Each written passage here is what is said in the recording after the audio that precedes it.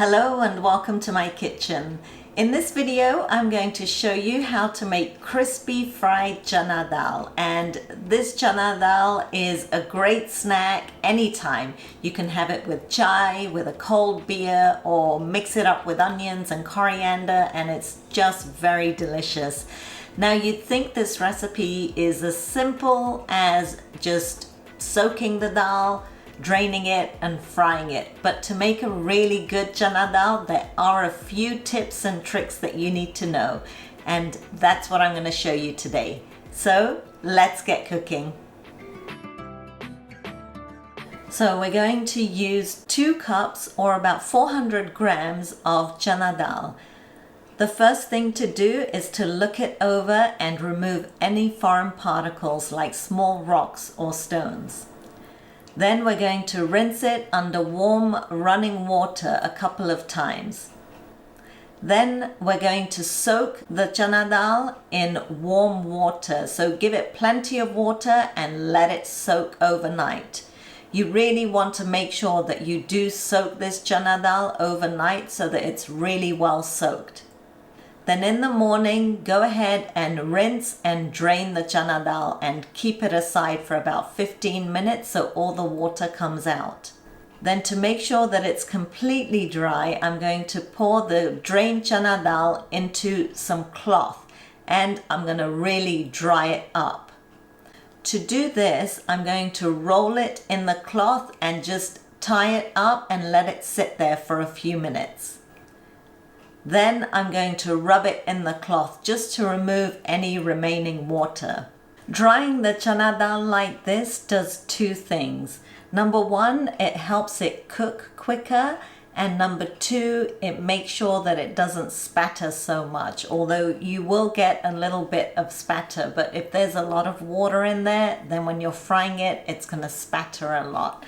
So make sure you dry it as best as you can. Then I'm getting ready to fry the chana dal, and for that I've got my little karai here with 1 inch of sunflower oil, which I'm going to heat up on a medium heat, the number 5. I've also got 2 plates, so 1 plate with a paper towel and another one with a paper towel as well. And that's because we're going to remove the chana dal in 2 stages. The other thing we're going to need is a bowl, and this is to remove the chana dal that we don't want to add in the mix. And I've got my slotted spoon. Now this slotted spoon is like a net slotted spoon, and I like to use this just to remove all the small particles. Oh, and one more thing, we're going to need some salt, so make sure you have a salt sprinkler at hand as well. So I'm going to get ready to turn my heat on.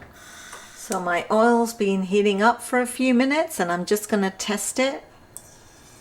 And I can see a sizzle, so I'm going to add the chana dal in handfuls, and I like to do that by placing it in the slotted spoon and then dropping it in. So don't add more than 2 handfuls at a time.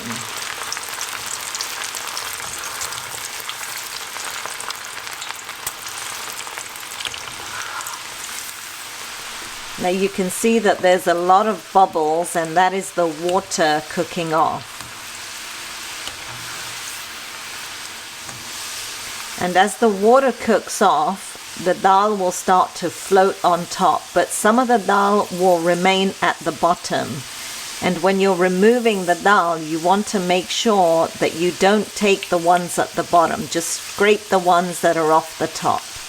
Now the reason I only add 1 or 2 handfuls at a time is because if you add too many dal and fry them, then the ones that end up at the bottom are significantly higher than they would be if you fry it in smaller batches. So fry them in smaller batches, they just come out much better that way. Now you can see the amount of bubbles have reduced quite a bit, and the sound, the simmering sound, has like quietened down a bit, so the dal is ready. So you can just take it off from the top. Be sure not to scrape it from the bottom.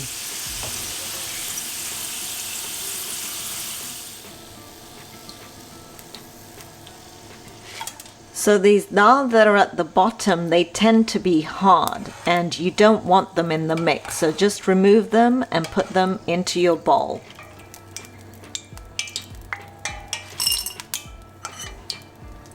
And then add another 2 handfuls. Then with the dal that you just removed, quickly sprinkle some salt on it and mix it up.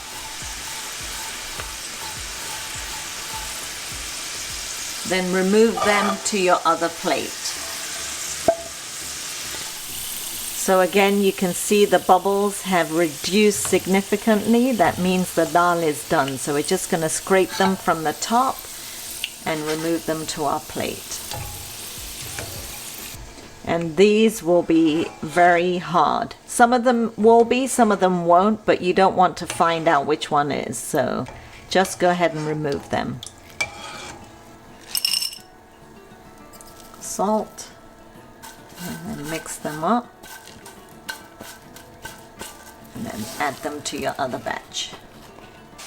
Now the reason I have 2 plates is because the first plate with the paper towel gets so greasy very quickly. So it's easy to remove that and replace that, which I'm going to do right now. And this other plate, the second plate, is hardly greasy. So it's a much better way of removing the chana dal.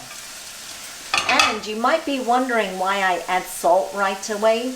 Well, it's the same principle as my chips recipe.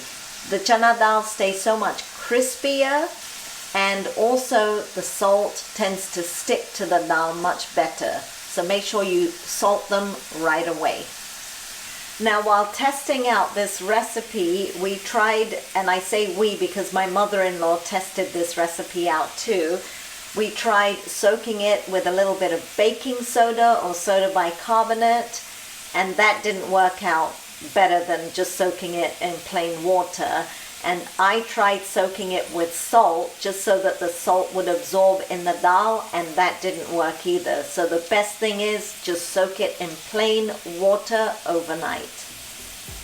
So there you have it, your crispy chana dal is ready, and I like to store it like this, just with salt in an airtight container, so that it's ready to go whenever you want. And to make a delicious snack from it, I've got a separate video which I did about 1.5 years ago when I got back from India, and you can tell I got back from India because I'm so much chubbier. I've lost a lot of weight since then. So anyway, check that video out. I'm going to put the link up here for that. And the amount of the chana dal that you remove from the bottom, if you look here, we have about 10%, I think, comes out that's wasted. Or if you want to save it and you want to try and eat that, you can. But when you eat this chana dal, when you buy it from the shops and you're chewing on it and there's just this one chana dal that's like a rock, that's how a lot of these ones at the bottom will be. So I suggest that you just throw it away and enjoy the rest, because there's plenty there to enjoy. I hope you enjoyed all the tips that I've given, and I hope you enjoyed watching the video. If you do have any questions, just post a comment below. I'm always happy to answer any questions. And I will see you again soon for some more cooking inspiration.